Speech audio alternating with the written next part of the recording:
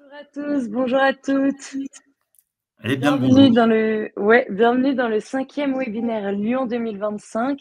Et pour commencer, est-ce que vous nous entendez et vous nous voyez bien? Est-ce que vous pouvez nous l'indiquer dans le chat Ah, les petites questions Q&A à classiques. côté? Alors, ouais, ça y est, ça commence. Génial, merci Sandra, Roberta, Max, Marjorie, Edith. Donc c'est parti. Et donc nous avons l'honneur d'accueillir Patrice Barbezier, comme on vous l'a déjà indiqué dans nos communications, ex-CMO de partout, aujourd'hui CMO part-time. Tu vas nous dire, tu fais plein d'autres choses à côté, Ouais. mais d'abord, je vous remets le contexte. Donc ici, vous êtes chez Lyon, l'école d'innovation et de l'IA. Et donc, j'aimerais vous partager ce fameux boot growth marketing FOIA qu'on a depuis 1 an au sein de l'école. Et nous sommes très fiers parce que nous l'avons remis à jour. Comme vous le savez, il y a un vrai focus IA qui se joue depuis le début de l'année, enfin qui se joue depuis déjà 2022 et même avant. Mais c'est vrai qu'en 2025, on est en plein cœur de ces sujets. Et donc, voilà, je voulais déjà vous représenter, nous, notre programme et vous embarquer, en fait, dès le prep work sur l'intro à l'IA générative. On a intégré vraiment la maîtrise du prompt engineering dès le module 2 et nous avons aussi créé un nouveau module, le 8, créer du contenu visuel avec l'IA. Donc, j'ai vraiment hâte que vous preniez le temps, quand vous le voulez, de visualiser ce qu'on a fait pour ce bootcamp. Et donc, pour vous expliquer concrètement comment ça se passe, en fait, ça se passe sur 13 semaines où vous avez 10 semaines d'exercices collectifs en live les mercredis soirs, d'interviews d'experts les vendredis midi et également du contenu e-learning à côté. Et en fait, là, je voulais vous faire un petit focus sur les super intervenants qu'on a. Je pense que Patrice, il y en a quelques-uns que tu connais peut-être. Et c'est devenu voilà, des experts sur leur sujet, que ce soit l'automatisation, la data, le gross marketing et autres. Et donc, voilà, je voulais déjà vous montrer de manière très rapide voilà, ces personnes qu'on a tous les vendredis midi. Et pour information, nous avons notre promotion 6 qui commence le 26 mars et qui sera donc sur 13 semaines. Et si vous êtes intéressé, n'hésitez pas à contacter Mélodie, qui est notre admission manager chez Lyon. Et d'ailleurs, pour information, moi, je suis la responsable pédagogique Lyon. Je suis là depuis octobre et je supervise tout. Donc, aussi, si vous avez des questions, avec plaisir pour y répondre. Et je vous mets juste ici dans le chat ces 2 questions. Si vous souhaitez vous former au gross marketing et à l'IA dans les 6 prochains mois, et si oui, comment vous souhaitez vous former. Et juste avant de te donner la main, Patrice, j'aimerais aussi vous poser cette question et vous y répondiez dans le chat. Savoir surtout, voilà, qui vous êtes. Est-ce que vous êtes, voilà, des grosses managers, des sales, même, est-ce que vous êtes des boulangers, des entrepreneurs? Voilà, savoir avec qui on échange pour pouvoir aussi, adresser au mieux, là, ce qu'on va vous présenter. Et donc, là, je te Ouais, laisse carrément, la ouais. main aussi, Patrice. Attends, J'arrête où le est-ce qu'on voit la partage. réponse alors des gens? Où est-ce qu'ils sont? Ah, attends, c'est en bas. Ah non, où Ça est-ce va qu'on être voit dans le. le chat, ouais. Ah, c'est dans le chat. Ils C'est vont dans le chat qu'il dit. ouais, Jean-Jacques, Kim, Pierre, Julien, Michel, Philippe, voilà, nous indiquer ensuite, qui vous êtes, dans le chat. Qu'est-ce que vous faites? Quels sont vos postes? Allez-y, ne soyez pas timides, Ouais, ne laissez pas tout seul. ouais. Voilà, ils sont en train de réchauffer leur plat au micro-ondes, je sais pas. Et comme ça, en attendant, je te laisse reprendre, la main, Patrice, Ah, merci Sandra. génial. Ah ouais, génial, Sandra. Ah, c'est Commercial et bon. déjà en formation avec Lyon. Ouais, merci Sandra. Sandra qui fait partie de la promo 5 qui va bientôt se terminer. Il y a là, Ah, ça y est, les c'est 2 bon. dernières semaines. Il va y avoir le cas final Ok, est-ce qu'il y a qui d'autres va prendre. marketing dans le lot là? Ouais, Marketing, Clara, marketing sales, manager, conseil Philippe, future dirigeant. freelance marketing, marketing stratégiste, Marjorie, ex-sales qui s'est formée Ah, en bah tiens, marketing Marjorie, ce sera digital. intéressant ça, tiens. Quelqu'un Mm. qui passe de l'autre côté. Génial, product manager, ouais, Julien Michel, hyper intéressant. Nous avons des product managers qui viennent se former et rajouter cette casquette marketing aussi au sein du bootcamp. Hyper intéressant. Et Bruno, ancien dirigeant aussi. Génial. Ouais, Jean-Jacques, UX, UI designer, product manager. Excellent, excellent. Tac, tac, Mm. tac. Donc, on a l'expérience. Édouard aussi, entrepreneur et docteur en IA, génial. Elisa, entrepreneur et global marketing manager. Bah écoutez, ça y est, je laisse la main à Patrice. Et avant, je veux juste vous rappeler ces grandes questions qu'on a pour ce webinaire. C'est déjà d'où viennent ces fameuses frictions, voilà, entre sales et marketing.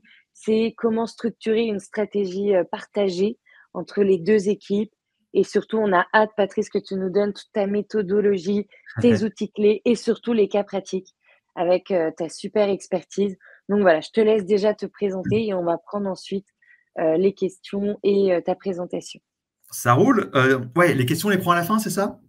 Au fur et à mesure aussi, je vais te dire, et on en a déjà une d'Edouard, d'ailleurs, qui dit quelle est la différence entre grosse marketing et sales. Très grosse question. Ok, ça roule. Alors déjà, oui, parce que vu que moi, là, quand je projette, je vois pas les chats, donc ce qui se passe sur le chat, donc dites-moi. Première question d'Edouard. Alors, c'est une très bonne question, parce que la partie grosse est très à cheval entre les deux départements, et ça mène parfois un peu alors pas encore des fusions de départements, mais notamment on va dire une frontière encore plus fine entre les deux. En gros, le gross marketing, pour la faire simple, c'est de mettre en place un maximum de leviers, et principalement digitaux, pour générer des leads. Si je prends un exemple très simple, c'est de constituer un peu des listes de contacts. Tiens, on veut targeter des entreprises entre 1000 et 5000 employés, parler à de la DSI. Tiens, combien d'entreprises en France? 5000. Je target ça, je mets ça dans des outils pour un peu faire mon mapping. J'utilise ces navigateurs pour un peu extraire les informations. Je m'en fais des listes et derrière, boum, je bourrine avec soit des séquences d'emailing d'outbound, soit un peu des emails un peu type plus doux, un marketing pour pousser du contenu.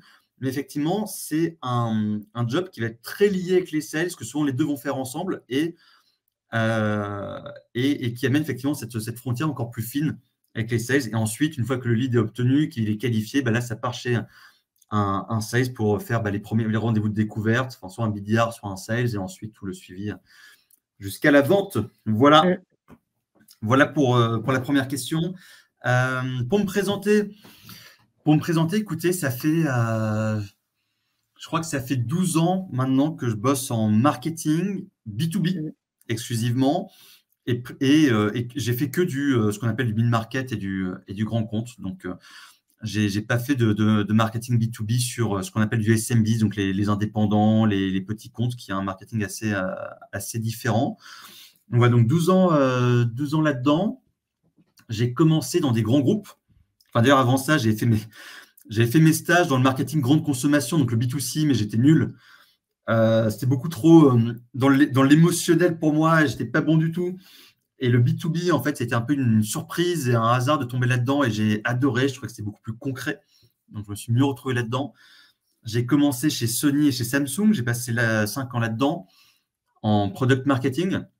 Donc, en gros, j'avais pour charge de définir la roadmap produit. Donc, par exemple, j'ai bossé sur tout ce qui était ordinateur portable pour le monde de l'entreprise. Donc, quels étaient les types d'ordinateurs qu'il fallait, quelle taille d'écran, quelle configuration technique qui allait bien correspondre aux appels d'offres qu'on a sur le marché français, et assurer les bons lancements de produits, les bons circuits de distribution et toute la com qu'il allait avoir autour pour assurer justement qu'on atteigne nos objectifs de vente. Donc, j'ai fait ça 5 ans. Ensuite, j'étais très, très curieux de découvrir l'univers des startups, parce que donc là, à ce moment-là, on est en 2018, et je me disais, les startups, on en parle beaucoup, c'est assez excitant, et j'avais peur d'y aller trop, en gros, d'être un peu trop vieux pour y aller, et qu'il fallait que j'aille tout de suite. À ce moment-là, j'avais 30 ans, et je me disais, pour moi, c'est un milieu qui était très, très jeune, c'est vraiment entre 22 et 25 ans, et je me suis dit, il faut que j'aille tout de suite, parce que sinon, je sais pas, à 35-40 ans, ce sera trop tard, je ne pourrai plus rejoindre ce type de boîte, ce qui est complètement con, mais c'est ce que je pensais à l'époque. Donc, je me suis dit, OK, je vais faire ça. Et j'ai cherché des tonnes de startups, toutes me refusaient, parce qu'en fait, un parcours grande entreprise, ça fait peur à tout le monde. Et finalement, Partout a été assez fou pour me recruter en premier employé marketing, en plus, Ah ouais. à une époque où c'était une boîte donc de 20 personnes qui faisait 2 millions d'ARR et qui était encore bootstrap, donc autofinancé. Et je sais jamais dire si j'ai eu la chance ou pas forcément la chance d'avoir connu cette phase d'hypercroissance, parce que c'était bien et pas bien à la fois. Mmh. Donc, en 4 ans, on est passé de 20 à 400 personnes, de 2 à 20 millions d'ARR, à une grosse internationalisation, à lancer des nouveaux segments de marché, à racheter une boîte. C'était une période où tu es à la fois très fier, très excité, mais aussi où tu es en inconfort total parce que en fait, ça va très vite. Tu te retrouves Mmh. sur des sujets que tu connaissais pas, que tu maîtrisais pas. Mais ça a permis de beaucoup, beaucoup apprendre. Et c'est ce qui m'amène à ce que je fais aujourd'hui, là, depuis maintenant 2 ans et demi, où j'ai quitté Mmh. Partout. 2 ans et demi, où je suis à mon compte en tant que soit part-time CMO, soit advisor pour des CMO en startup et en scale-up. Voilà en gros l'intro. Génial. Et encore une fois, Patrice, on peut quand même dire que depuis là quelques années, les startups se sont ouverts à des profils quand même qui viennent toujours de grands groupes, de cabinets de conseil et autres, et que c'est quand Ouais. même plus flexible aujourd'hui qu'en 2018 quand tu étais arrivé chez Ouais. Partout. Ouais. Ouais, ça, tu as absolument raison. C'était assez, je sais pas si je peux me permettre de dire ça, c'était assez consanguin à l'époque, hein, faut le dire. Et heureusement, c'est comme depuis beaucoup, beaucoup plus ouvert, effectivement, quel que soit ton âge, quel que soit effectivement ton background. Mmh. Tout ce qui était un peu reconversion, c'était déjà très, très accepté à l'époque, mais effectivement, le fait de venir d'un grand groupe ou d'un cabinet de conseil ou que sais-je, effectivement, c'est même parfois recherché, surtout dans une phase de scale où ils ont compris qu'il y a besoin à la fois de seniorité et de structure. Et la structure, tu l'as souvent quand tu viens de boîtes, Mmh. de plus grosses boîtes ou de cabinets de conseil ou autres. Donc, ouais, non, maintenant, c'est heureusement, c'est ouvert bien à tout le monde. Ah ouais, génial. Et on a hâte d'avoir tous tes retours sur là ce que tu as vécu chez Partout et même là depuis 2 ans et demi à ton compte, les clients que tu accompagnes, la Ouais, partie advisor. On a vraiment hâte voilà, que tu nous présentes tout ce que tu fais. bah, carrément, carrément, carrément. Écoutez, je me lance dans la presse. Ouh, tiens, j'ai perdu mon petit truc de commentaire, c'est pas grave. J'ai mon petit téléphone à côté. Euh, alors, pourquoi ce sujet? Quand Aimée m'a contacté, elle m'a dit OK, de quoi tu veux parler? Et vraiment, tout de suite, j'ai proposé ce sujet parce que ce que je ne savais pas avant d'être à mon compte et que je sais maintenant, c'est que j'ai dû parler à, je sais pas, à quasiment 200 startups en 2 ans, sur des Mmh. one-to-one, du coaching, des ateliers, des que sais-je. Et l'alignement sales marketing, c'est le sujet qui est là tout le temps, que tu sois une boîte de 10 personnes, une boîte de 100 ou Mmh. une boîte de 1000. Et puis même quand tu es une grosse boîte, parce que je l'ai aussi vécu avant. Donc, ça arrive tout le temps, tout le temps, tout le temps. C'est extrêmement pénalisant parce que quand tu es dans une phase un peu de startup scale-up, ces deux départements doivent vraiment bosser ensemble. Ils ont finalement les mêmes objectifs, in fine, qui est de signer le maximum de deals pour faire grossir la boîte. Mais pourtant, ce sont des équipes qui, je ne vais pas dire qu'elles ne s'entendent pas. Généralement, personnellement, on me dit toujours que personnellement, les équipes s'entendent bien, ça boit des coups, il n'y a aucun souci. En revanche, dans le boulot, il y a de la friction. Il y a de la friction, ça ne se comprend pas, ça ne parle pas le même langage. Et in fine, derrière, ça amène un désalignement qui est très, très, très pénalisant pour l'entreprise. Et c'est pour ça que je voulais opter pour ce sujet. Alors, je vous ai fait un peu de chronologie qui est un peu qui est à la fois mi-chronologie, mi-méthodo, mi-use case de ce que j'ai pu vivre dans ma carrière, grande entreprise partout, mais aussi des boîtes que j'ai accompagnées. Où en fait, comment ça se passe? La toute première chose, quand par exemple, je prends mon cas, je suis en marketing, je rejoins une boîte. La première chose, c'est que tu rencontres le ou la head of sales. Et le premier point, c'est est-ce qu'on partage la même passion? La même passion, c'est quoi? C'est est-ce que moi, côté marketing, j'ai un mindset très orienté business, c'est-à-dire que je suis au courant que on n'est pas là pour faire des actions pour se faire plaisir ou pour faire des belles créas ou un rebranding, mais on est là pour s'assurer de générer du business. Et est-ce que côté sales, la personne comprend ce qu'apporte le marketing? Et quand je dis ce qu'elle apporte, c'est pas, je schématise parce que je l'ai beaucoup vu, c'est Ah, le marketing, vous êtes là pour faire des posts réseaux sociaux, produire des goodies pour les salons et faire deux, Mm. trois contenus. Donc, voilà, est-ce que déjà ils comprennent ce que peut apporter le marketing?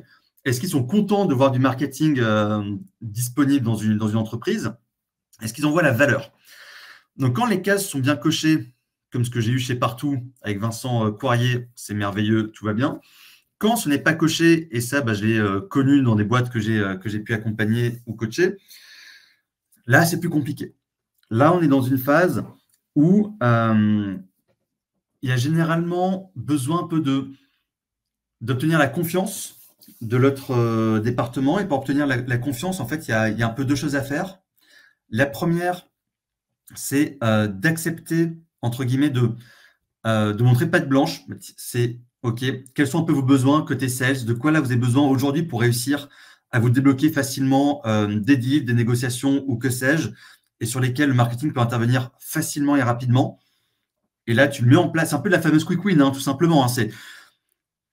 Tu mets ça en place, ça a apporté le fameux résultat, ils sont contents, ils voient la valeur. Ça, c'est un peu le côté patte blanche, c'est regarder, on peut faire des choses qui marchent pour l'équipe sales. Quand je dis l'équipe sales, c'est pas que le marketing est au service des sales ou qu'on est des assistants. C'est regardez, on peut bosser ensemble et quand on comprend vos besoins et qu'on met des choses en place, ça marche. Ça, c'est la première chose à faire absolument. La deuxième, c'est de l'éducation. Alors finalement, l'éducation, elle est mutuelle, elle n'est pas que marketing vers sales, c'est dans les deux sens. Mais si je prends mon cas, marketing vers sales, c'est que j'ai fait très vite une présentation pour toute l'équipe de qu'est-ce que c'est le marketing. J'ai évité, c'était tout bête ce que je vais vous dire, mais éviter le jargon trop marketing. Le jargon marketing, c'est par exemple, quand on va parler de contenu, il y en a qui vont parler de mofu, bofu, tatata. On oublie tout ça. On oublie tout ça. Ou alors on en parle dans un an ou deux, mais on parle de choses simples, on vulgarise, on dit ce qu'on peut apporter, on dit l'impact que ça peut avoir sur le business, pourquoi on fait ça, qu'est-ce que ça rapporte. Pour qu'in fine, derrière, ils disent OK, je comprends mieux, le marketing, c'est pas juste faire des goodies et écrire des contenus. Ils comprennent le cheminement, la réflexion et ce que c'est censé apporter derrière. Ça, tu le fais une fois au début et vous allez voir après dans les slides suivantes pourquoi tu dois ensuite le faire plein de fois ensuite pour que la relation, l'alignement reste toujours bon. Et Patrice, il y a Sandra qui dit souvent c'est la faute de la direction qui met souvent les sales sur un piédestal. Est-ce que tu rejoins ça ou est-ce que c'est une réalité? Alors, là où tu as raison, c'est que l'équipe sales, si je schématise, c'est l'équipe qui te fait bouffer, quoi. C'est l'équipe qui te fait avoir tes salaires parce que c'est ce qu'ils signent, c'est ce qui fait que la boîte marche, ça fait ce que derrière, tu as ton salaire qui tombe derrière. Donc oui, l'équipe sales est très souvent mise sur un piédestal, c'est vrai. En revanche, il faut aussi se mettre à leur place. C'est aussi l'équipe qui a souvent le plus de pression et leur métier est vraiment pas facile. Donc oui, ils sont très mis en avant et très récompensés sur des signatures, mais à l'inverse, je peux vous assurer que quand ça ne signe pas, que ça ne marche pas, ils se prennent aussi comme des foudres assez importants. Et voilà, c'est un peu dans les deux sens. Mais tu vas me dire, peut-être la personne là, qui a fait cette remarque, elle va peut-être se dire que quand les signatures ne sont pas au rendez-vous, c'est peut-être là où le marketing s'en prend plein la tronche pour dire oui, vous n'avez pas généré les leads, donc c'est à cause de vous qu'on n'arrive pas à faire notre quarter. Donc ça, c'est ce qui arrive aussi également parfois. Donc d'où cette éducation. D'où cette éducation à faire côté des sales et effectivement, et côté C-level, côté CEO. C'est vrai que c'est un bon point que je n'ai pas mentionné. Moi, ce que j'avais fait que donc Thibaut Renouf, qui est donc toujours l'actuel CEO chez Partout, c'est que je vais demander de parler avec d'autres CEO où je savais que le marketing est un marketing qui marchait bien, qui était présent, qui était apprécié par la direction, pour que justement ils parlent entre eux et qu'ils comprennent mieux ce qu'apportait le marketing. Parce que moi, pendant un an, j'ai eu du mal à montrer à Thibaut ce que le marketing pouvait apporter. Et le fait de discuter avec ses pairs lui a permis de revenir vers moi et de dire OK, je comprends mieux comment marketing sales peuvent bosser ensemble, je comprends mieux ce que le marketing peut apporter à la boîte, c'est plus clair, très bien. Et en fait, suite à ça, en fait, Thibaut était pour moi un vrai relais sur les projets et pour l'entreprise. Ah, génial. Hyper intéressant. Ouais. Et d'ailleurs, en fait, ça rebondit sur un autre point avant de passer à la slide suivante, c'est qu'il faut trouver un ambassadeur ou une ambassadrice, quel qu'il soit. Ça peut être, alors si c'est ton CEO, c'est fabuleux, mais ça peut être aussi un enfin n'importe qui dans l'équipe commerciale, un junior, team leader, manager, qui tu veux, on s'en fout.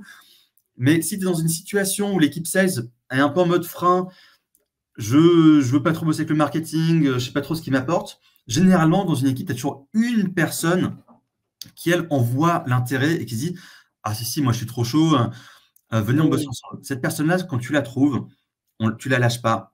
Tu mets des choses en place avec elle.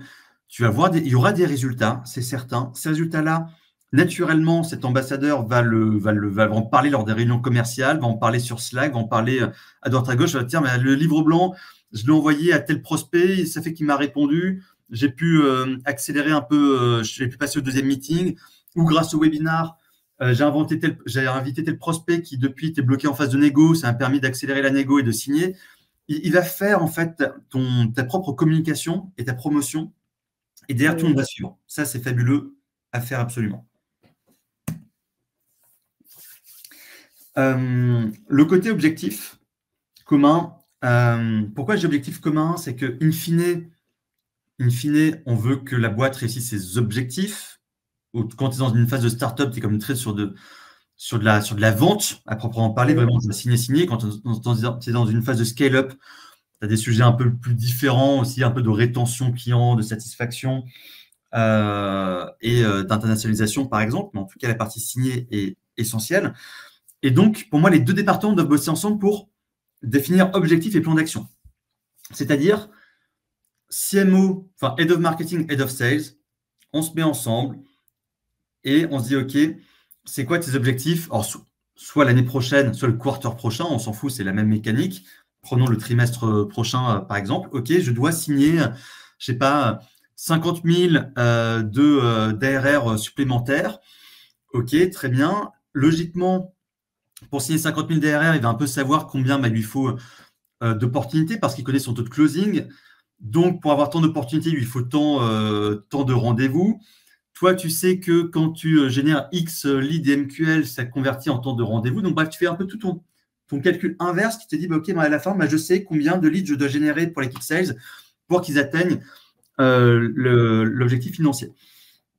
Donc là, au moins, en termes de chiffres, tu te mets raccord. Donc, tu sais quelles sont les actions que tu dois déployer ou les budgets que tu dois mettre en place. Et surtout, ça te permet de savoir, OK, est-ce qu'ils vont venir attaquer un nouveau segment de marché? OK, je suis au courant. Ah tiens, on va ouvrir un nouveau pays. OK, je suis au courant. Tiens, en parlant avec la Head of Sales, je propose de mettre en place tel type d'action et d'actionner tel type de levier. Mais pour ça, j'ai besoin que les sales m'accompagnent parce que ce webinar, je veux un sales qui prend la parole. Pour ce segment de marché à attaquer, j'ai besoin qu'il m'aide à définir un peu les listes de comptes qu'il faut attaquer et quels sont les pains de ce segment-là pour que je puisse, moi, produire les bons contenus et lancer les bonnes campagnes, de paid derrière. Donc, en fait, tu viens te mettre d'accord là-dessus. Moi, j'aime bien quand on bosse en OKR. Je trouve que c'est vachement simple.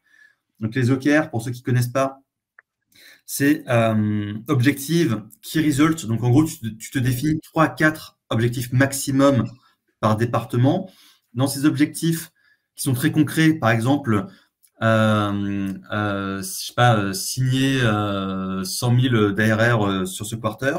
Derrière, tu définis des maximum 5 actions qui vont te permettre d'atteindre cet objectif. Et là, typiquement, des actions marketing seraient de faire 3 webinars, publier 2 livres blancs, lancer telle campagne de paid qui généreront tant de leads et qui amèneront ces fameuses signatures.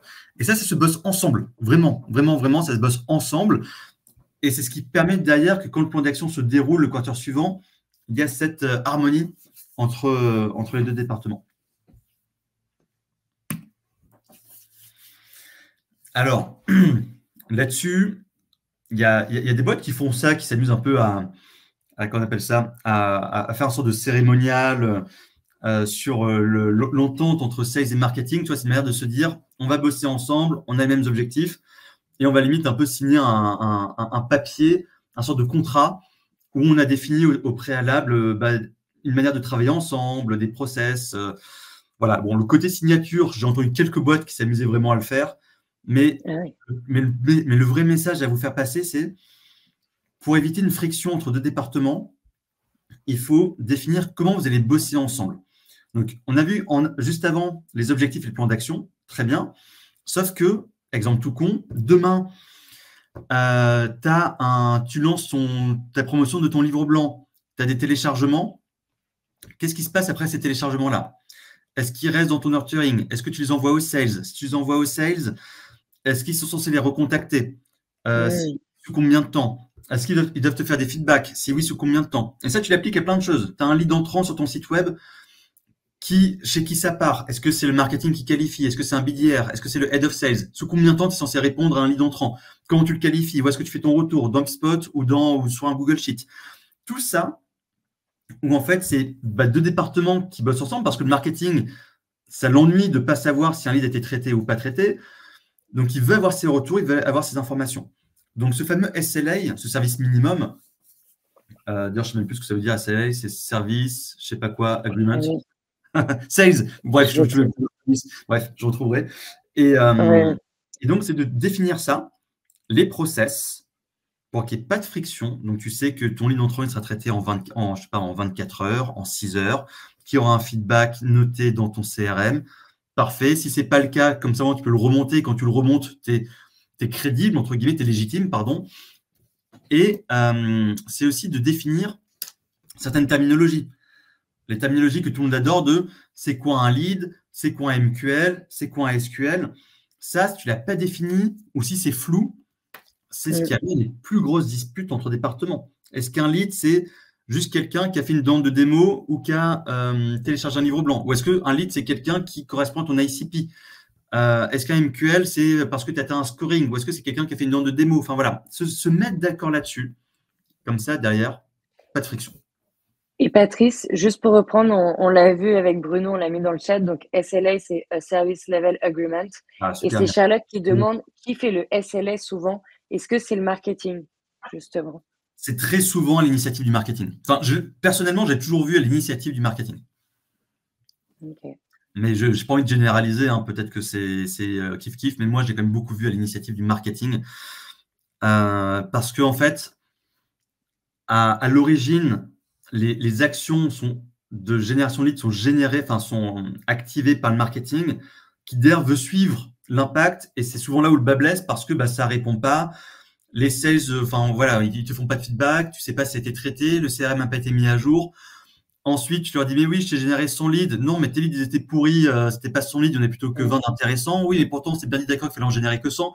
Donc souvent, c'est comme le marketing qui va être à l'initiative. Très clair.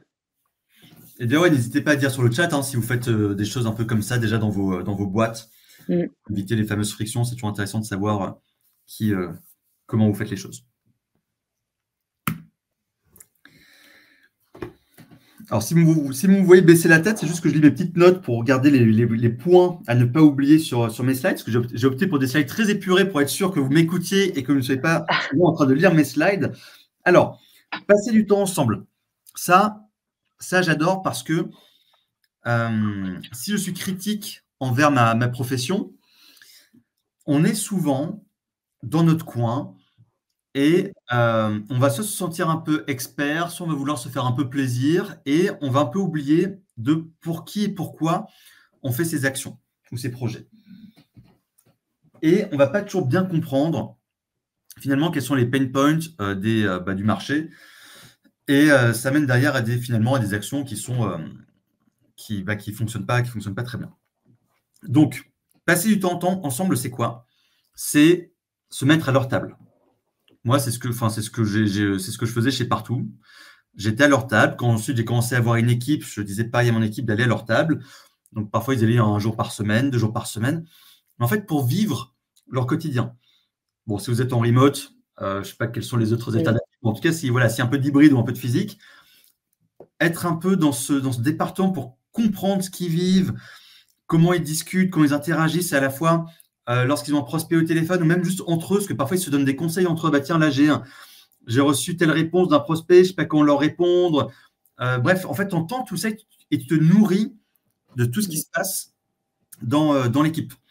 C'est aussi le moment de poser des questions. C'est aussi le moment moi, ça, c'est un exemple assez récent d'une boîte que j'accompagne j'entends un gars qui dit tiens, je vais répondre là à une demande là d'une boîte qui est dans le secteur de la restauration.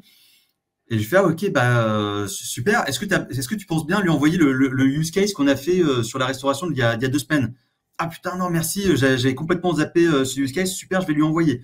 Donc c'est aussi commencer à planter un peu des graines sur, dès que vous pouvez répondre à un prospect ou le contacter, rappelez-vous qu'il y a des ressources marketing qui peuvent vous permettre d'aller un peu plus attraper le lead s'il ne vous répond pas, ou juste pouvoir accélérer des discussions. Donc c'est ça. Ensuite, c'est participer aux rendez-vous commerciaux. Moi, j'adorais y aller ils ont des réunions hebdo. Et pareil, avec mon équipe, on se relaie et une personne qui va pour à la fois comprendre les deals sur lesquels ils sont, sur quoi ça bloque, pour pouvoir justement être plus proactif derrière, poser des questions et encore une fois, rappeler des choses. Rappelez-vous, dans 2 semaines, il y a le webinar machin. Est-ce que vous avez bien relayé l'info? Ah bah tiens, tu es en discussion avec Capgemini. Est-ce que tu te rappelles qu'on a un e-book sur les cabinets de conseil, Ah oui, tiens, merci, j'avais oublié. Puis, je relis mes petites notes. Important de faire également des points réguliers. Donc moi, je faisais, c'était une fois enfin, je fais toujours un point par mois. Head of Marketing, Head of Sales. Mais j'aime bien que dans mon équipe, il y ait aussi des points réguliers qui peuvent être pareil, mais ça peut être même très, très informel. C'est voilà, ils doivent être 15 minutes une fois par semaine, une fois toutes les 2 semaines. Et un peu comprendre. Tu vois, la personne qui est en charge de l'Espagne, tiens, j'ai lancé telle action, t'en as pensé quoi? Est-ce que tu l'as utilisé? C'est quoi tes retours? Qu'est-ce qu'on pourrait mieux faire la prochaine fois? Vraiment, co-construction. Et pour ça, il faut passer du temps ensemble pour comprendre. Et donc, j'appelle ça des rituels parce qu'il faut vraiment les répéter. Ce n'est pas du one-shot. C'est tu viens les répéter, les répéter, les répéter. Génial. Tu as raison. C'est hyper important de le rappeler. C'est des choses simples finalement, mais hyper important de les mettre en place. Alors oui, vous allez voir que là-dedans, il y a que des choses très très simples, mais comme beaucoup de choses dans la vie, tu sais, ce qu'on appelle un peu les coachs de vie, tu sais, qui vont te rappeler que, je sais pas, qu'il faut faire un peu du sport le matin, qu'il faut bien manger, bien dormir, qu'il faut s'écouter. Enfin, en fait, tout ce qu'on te dit, tu le sais. Le plus dur, c'est de l'appliquer. L'appliquer parce que parfois, tu as l'impression dans ta semaine que tu es déjà submergé, ou parce que justement l'équipe sales, tu sens que en face, ça répond pas trop. Ça, c'est peut-être la chose la plus difficile quand tu sens que tu es plein de bonne volonté, mais qu'en face, malgré tout ce que tu mets en place, ça te répond pas ou ça veut pas. Là, malheureusement, j'ai pas trop de recettes miracles. Mais voilà, c'est finalement des choses assez logiques à mettre en place. La partie, maintenant, voilà, tu as passé du temps avec l'équipe. Ensuite, il y a tout ce qui est la communication. Et là, finalement, on est dans les pures relations humaines.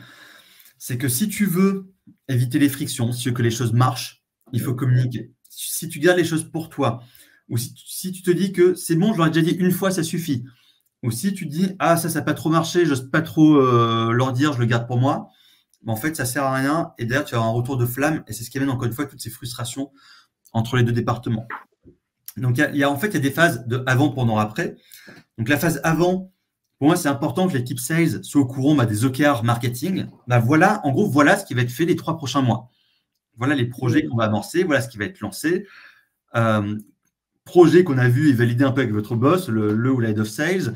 Donc là, voilà, c'est comment tu leur montres que ce qui va être mis en place va les aider dans l'atteinte également de leurs propres objectifs.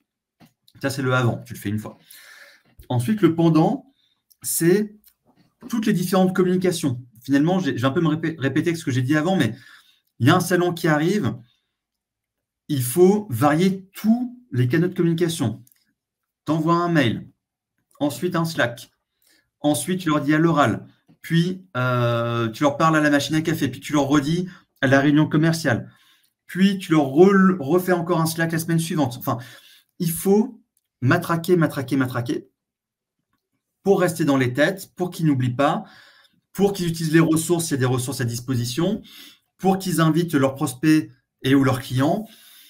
C'est ultra, ultra, ultra important. Et on peut avoir l'impression parfois d'être un peu trop lourd. Et à la rigueur, ils finiront par vous le dire. Mais généralement, on est plus contrarié d'avoir peu communiqué que d'avoir trop communiqué. C'est aussi dire, pour rappel, demain, il y a une newsletter qui part auprès de votre base. C'est, rappelez-vous, Rappelez-vous, le salon, et c'est la semaine prochaine, le kit marketing est à disposition sur tel lien. Donc ça, c'est tout ce qui est un peu le pendant. Et après, il y a le après, donc après l'action, après le projet, qui est de communiquer sur ce qui a marché et pas marché. Donc selon l'ampleur d'un projet, c'est bien de faire un Rex commun. Si je prends l'exemple d'un salon, moi j'aime beaucoup à J+1, on se met ensemble dans une salle, ok, qu'est-ce qui a fonctionné, pas fonctionné, niveau orga, même côté sales, est-ce qu'ils ont réussi à bien pitcher auprès des prospects, qu'est-ce qui a permis, pas permis de prendre des rendez-vous et que ce soit une réussite, est-ce qu'on refait ce salon l'année prochaine. Tu peux aussi faire des Rex sur des projets un peu moins gros, comme tu vois, si tu as fait un webinar, tu vois, mais là plus informel, tu vas à leur table, ok, vous avez pensé quoi du webinar d'hier? Est-ce que vous avez eu des retours de vos prospects? Est-ce que vous pensez que c'était trop long, pas assez long, trop concret, pas assez concret?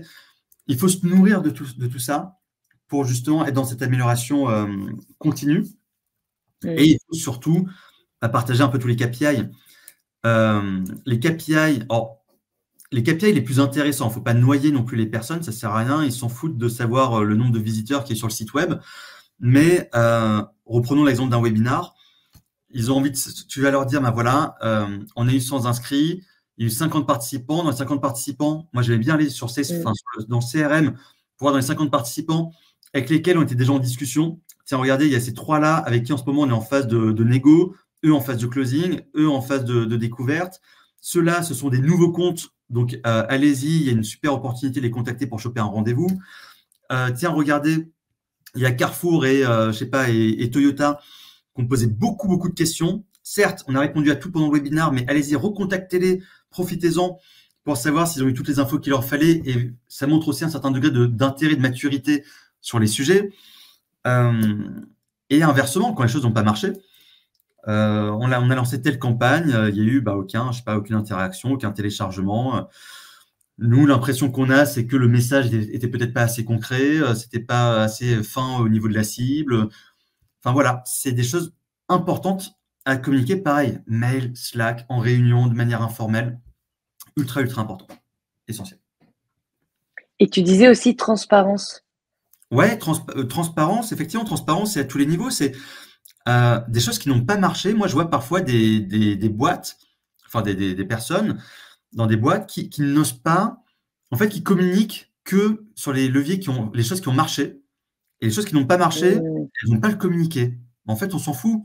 Il faut le dire. Parce qu'en fait, il y aura toujours des choses à apprendre. Pourquoi ce salon, ce webinar, cette campagne d'emailing, cette campagne paid, que sais-je, ou même ta stratégie SEO, pourquoi là, ça t'amène que des leads pourris ou hors ICP? Il faut le dire. Après, tu n'as peut-être pas les réponses. Tu dis que tu es en train d'investiguer, tu veux comprendre pourquoi. Mais en fait, ça va finir par se savoir, ou à un moment, ce sera questionné. Et là, par exemple, je suis dans une boîte où, niveau SEO, on leur amène que des leads qui sont hors ICP. On a fini par comprendre pourquoi, on a pu leur expliquer, au moins c'est compris. Donc, ces leads pourris continuent à arriver, parce qu'on n'arrive pas encore trop à les stopper, mais au moins ils savent pourquoi. Et ils savent qu'on est dessus. On a parlé du plan correctif qu'on était en train d'exécuter. C'est essentiel. Et surtout, au-delà de ça, en fait, vu que je parle beaucoup de co-construction, c'est qu'eux vont aussi avoir des retours. Ils vont peut-être te dire, je prends l'exemple de quelque chose que eux peuvent voir. C'est par exemple un événement, quel qu'il soit. Ils vont pouvoir te dire, écoute, l'événement, je pense qu'en fait, ce qui a fait que ça n'a pas marché, c'est que le lieu était vachement beau, le lieu. Mais en fait, pour venir, c'était super galère. Et je pense que les gens, ils sont réveillés, ils ont fait une petite simulation Google Maps, ils se sont dit, OK, en fait, c'est loin, c'est pas pratique pour moi. C'est en fait autant de choses que eux, côté sales, peuvent aussi t'apporter comme feedback et qui vont te servir à améliorer, tout simplement. Oui. Et Patrice, il y a Elisa qui demande ACP. C'est plutôt ICP, non? Oui, c'est ICP. Pardon, désolé, parfois je bouffe un peu les mots. Oui, c'est ICP. Est-ce que tu peux juste expliquer ce que c'est? Tout à fait. Ouais, désolé. Ideal Customer Profile, en gros, c'est ton client idéal. Donc, ton client idéal, c'est, je prends un exemple. Je prends l'exemple de partout, c'est le plus simple. Donc, on targetait des entreprises qui avaient des points de vente, qui avaient plus de 50 établissements physiques, et on s'adressait à la direction marketing. Donc ça, c'est ta cible. Maintenant, quel est ton ICP? Quel est ton client idéal, bah, nous, partout, il y avait, je sais pas, certaines phases de la boîte où le client idéal, c'était lorsque c'était une entreprise entre 200 et 500 points de vente. Certes, je dis tout à l'heure que plus de 50 points de vente, ça nous intéressait, donc 50, ça nous intéressait, et 5000, ça nous intéressait, mais il y avait un moment où notre client idéal, c'était entre 100 et 300 points de vente, lorsque il y avait une équipe marketing de moins 5 personnes et qu'on pouvait parler directement au directeur marketing. Voilà, ça, c'était le directeur marketing, une équipe de 5 personnes, une boîte entre 100 et 300 points de vente dans les secteurs particulièrement grande distribution et, je sais pas, et pharmacie. Voilà, ça, c'est ton ICP, c'est vraiment ton client idéal. Génial, bah, trop bien, hyper clair aussi. Parfait. Ouais, désolé, hein, si parfois peut-être que j'explique un peu mieux les choses. Maintenant, je parle d'implication totale. Implication totale, encore une fois, co-construction, c'est, je prends un exemple tout bête, mais en fait, même vous dans le quotidien ou dans la vie perso, entre quelque chose qui est subi ou quelque chose qui est choisi, on va toujours préférer et plus s'impliquer dans quelque chose qui est choisi. Et les actions marketing, moi j'aime bien dire qu'en fait, une action marketing, elle a plusieurs caisses de résonance, mais si je fais quelque chose de très schématisé, elle peut avoir 2 caisses de résonance. C'est par exemple ton CRM, si tu fais un emailing par exemple, et ton équipe sales. Pour moi, je ne connais pas vraiment de boîte où le marketing fonctionne bien si tu n'as pas les sales qui font aussi un gros relais de leur côté, en faisant des posts LinkedIn, en parlant à leurs prospects au téléphone, en faisant des emails. Tes actions marketing vont avoir un impact encore plus fort. Parce que nous, on va faire du massif, eux vont faire du chirurgical. Et je ne vous apprends rien que lorsque c'est un sales qui relaie une action marketing, enfin une ressource marketing de manière très ciblée au prospect qu'il a choisi, c'est ce qui amène derrière le plus gros impact. Et donc, pour ça, c'est quoi? Je prends encore l'exemple tout bête du webinar. Vous savez que vous voulez en faire, enfin, il faut en faire un, là, sur le 2e trimestre. C'est d'aller les voir et dire, écoutez, on va faire un webinaire le trimestre suivant.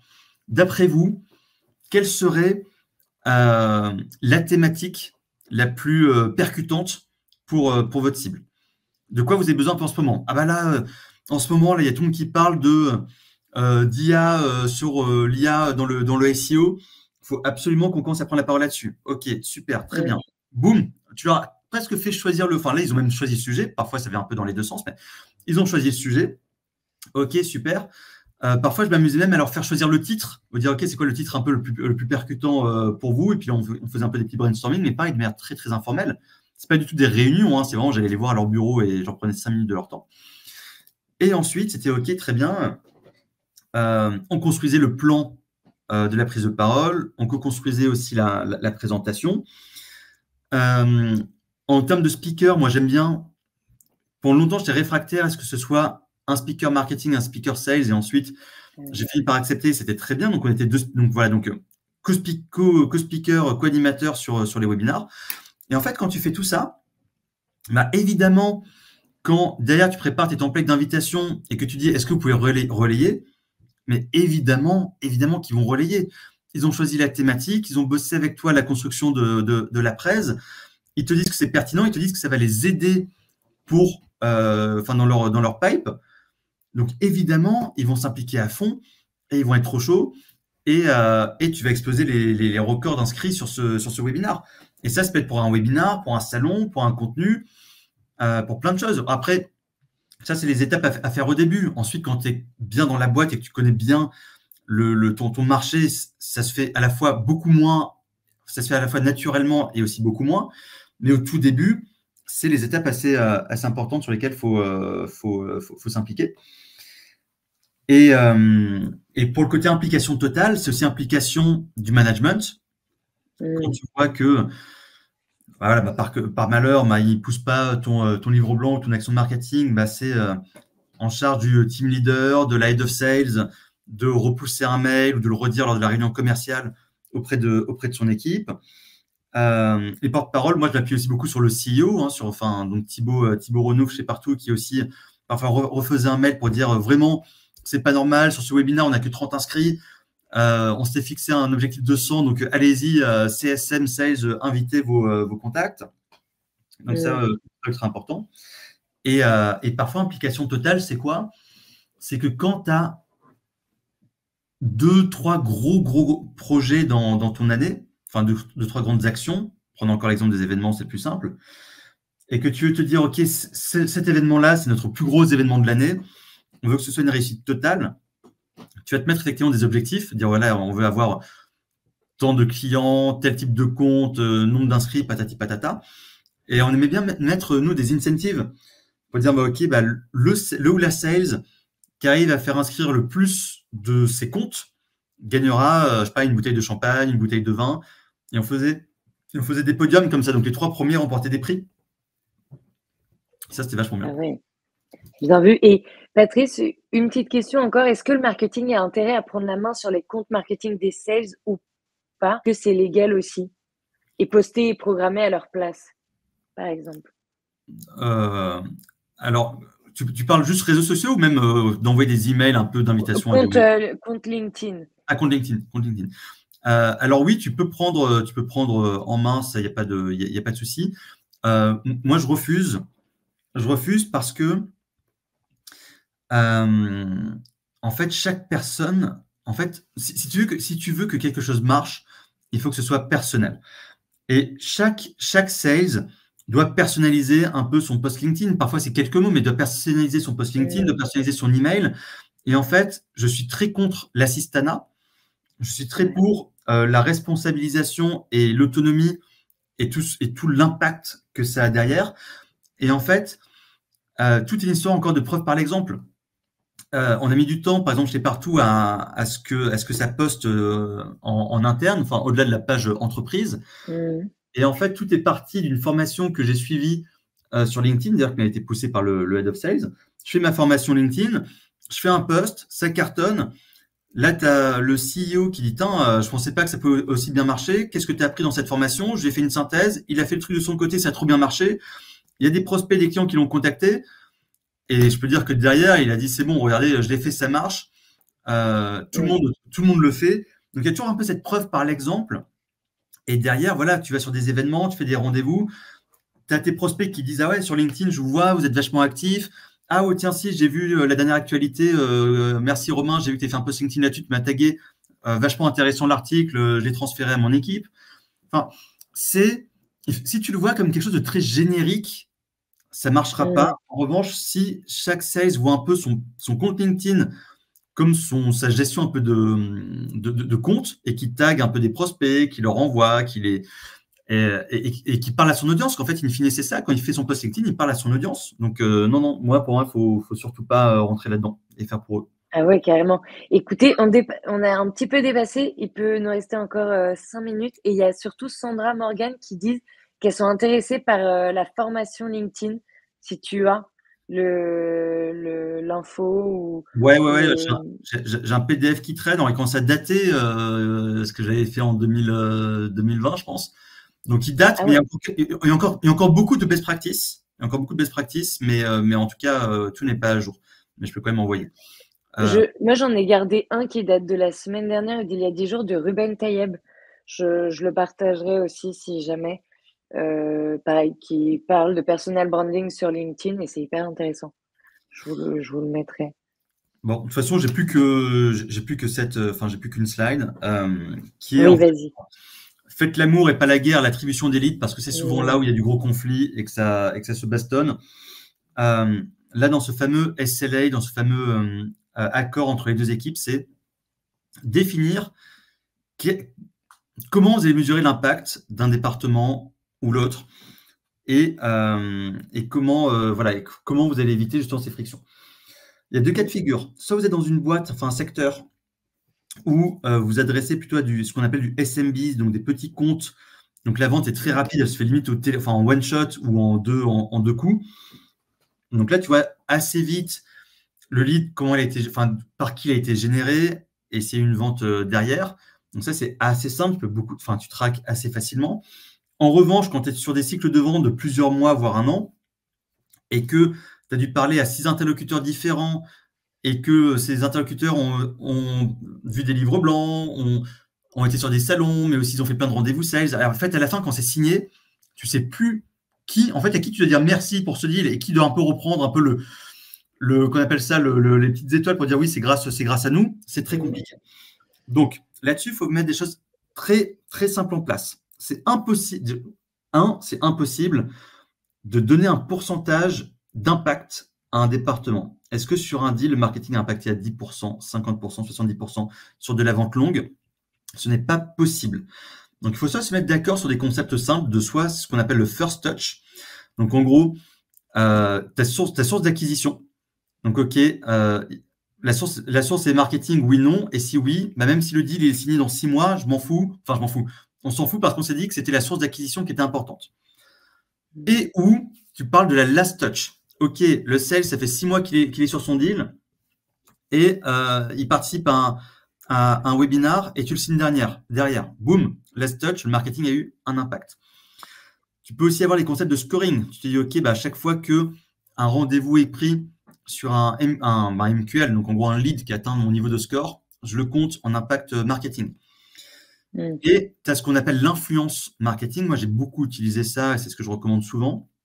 C'est que vu que c'est très difficile de mesurer, moi, j'aime bien ce concept d'influence et de dire, OK, combien de leads qu'on a sourcés côté marketing ont débouché sur des rendez-vous? Combien de leads qui ne viennent pas du marketing, mais qui ont atteint le fameux scoring, ont débouché sur un rendez-vous? Combien de comptes qui, pareil, ne viennent pas du marketing, qui sont en phase de négo, où une action marketing a permis d'accélérer et de signer? Et en fait, je prends un peu tout ça et je présente un peu ces chemins pour dire, voilà où est-ce qu'il y a eu de l'influence marketing et pour dire, le webinar est très fort pour influencer des deals. Ça a permis de faire une influence à hauteur de 700 000 euros. Le nurturing est très fort pour les contacts non marketing qui ont débouché sur des rendez-vous. Le SEO est très fort pour faire la signature très vite de deals. Voilà. Donc ça, c'est des choses que je préconise et que je trouve très bien. Ah mais génial, hyper intéressant. Et c'est vrai que là, il est donc, enfin, on arrive à la fin du webinaire. Est-ce que vous avez juste une ou deux dernières questions où on peut vous laisser aller déjeuner, reprendre vos tâches et vos réunions et autres? Et ah merci Sandra, ouais, Sandra qui a bien suivi et bien posé les questions. Bon bah écoutez, c'est vrai qu'à ce moment-là, ouais, peut-être clôturer maintenant ce super live. Merci franchement Patrice pour tous ces bons conseils, encore une fois, qui sont actionnables, comme on le disait, simples mais actionnables. Et ouais, bien évidemment, le doc, ouais, sur LinkedIn, avec plaisir. Et merci à tous, ouais, super retour. Donc vraiment, ouais, très, très clair, je Merci. suis d'accord, je rejoins Philippe. Et bien évidemment, tu es disponible pour échanger ou pour Oui, continuer de oui. donner des bons conseils. Parce que d'ailleurs, tu es podcasteur et tu as écrit un super bouquin avec d'autres CMO de l'écosystème startup. Si tu peux leur partager le mot de la fin. Ouais, Et oui, tout à fait. Effectivement, il y a un podcast qui s'appelle Start to Scale où j'interroge. Alors, pour le coup, c'est tout métier confondu. Donc, ça parle marketing, sales, mais aussi produits, RH, etc. C'est des épisodes très, très courts qui font 15 minutes, 15 à 25 minutes maximum. Très concret, c'est un sujet et un plan d'action à présenter derrière. Et effectivement, derrière, il est où ce petit livre? En fait, on s'est mis une trentaine de CMO pour écrire ensemble ce bouquin qui est ici. Ouh là là, c'est un immense lien. Ah, bah, j'arrive même pas à le mettre. Tellement c'est gros. Donc, le bouquin, il s'appelle, je vais le mettre ici. Oui, vas-y. Hop. Tac, tac, tac. Voilà. C'est quand les startups et les cartes, ouais, ça. Voilà, c'est un bouquin de Très 250 pages. Je crois qu'il y a une vingtaine de chapitres. Donc, on aborde plein de sujets marketing, pareil, en restant très, très concret. Voilà, on était une trentaine de personnes à l'écrire. On s'est divisé les chapitres. Donc, voilà, ça, si ça vous intéresse, n'hésitez pas. Génial. Bah, écoutez, ouais, c'est top. Encore une fois, c'est le mot de la fin. C'est ces conseils de tous ces CMO de l'écosystème startup qui, franchement, ont fait une belle synthèse aussi de ce qui se passe. Donc bravo on se dit à très vite. D'ailleurs, le prochain webinaire hyper intéressant sera autour du SEO, tu en parlais. Et d'ailleurs, gros sujet SEO Foya. Donc voilà, ce sera la prochaine thématique le 1er avril. Et je vous souhaite donc à tous et à toutes une bonne journée. Merci beaucoup.